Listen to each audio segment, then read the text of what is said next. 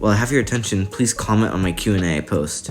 It's the second community post from the top, but if it's not letting you comment on that community post, just comment down below, but make sure you mention that it's for the Q&A, or else I'm just going to respond to it like normal. If you thought that Legoland California's land borders were absurd, wait till you see Knott's Berry Farms. They're even worse. This is going to be a lot easier because everything on the Knott's Berry Farm app tells you what land it's in. First, let's start with Ghost Town, which is the biggest land, as you'll see. The southern building complex is Marketplace. However, to the north is just Ghost Town. Also, it's pretty obvious, but Ghost Rider is part of Ghost Town as well. Skipping ahead a bit, but anything between Ghost Rider and Calico River Rapids is part of Ghost Town, as well as Calico River Rapids itself. Pony Express, as well as the western entrance, is also both part of Ghost Town.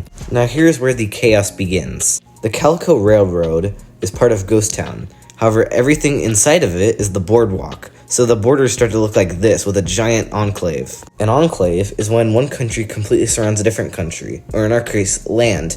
Now I would like to clarify two things. One, not everything inside the Calico Railroad is part of Boardwalk, is a majority of it. And two, the reason why there's this little cutoff over here is because the same thing happens again. Butterfield stagecoaches are part of Ghost Town. However, everything inside of it is part of either Camp Snoopy or Fiesta Village. So guess what? Another enclave! This time it's a little more confusing because Silver Bullet is part of Ghost Town and there's a lot of things under Silver Bullet that aren't part of Ghost Town, but it's fine, just pretend the map is 3D. Also, the border hasn't been drawn between Fiesta Village and Camp Snoopy, so let me just do that real quick. There's a pretty even gap anyway, so it's not that hard to draw. It just pretty much goes here. Also, this weird looking cluster is just the Jaguar, Silver Bullet, and the Beagle Express lapping over each other. Also, the Carousel de California is supposed to look like this. However, it looks like it's not part of Fiesta Village, but it is. Now, this absurd map is pretty much flawless apart from one part.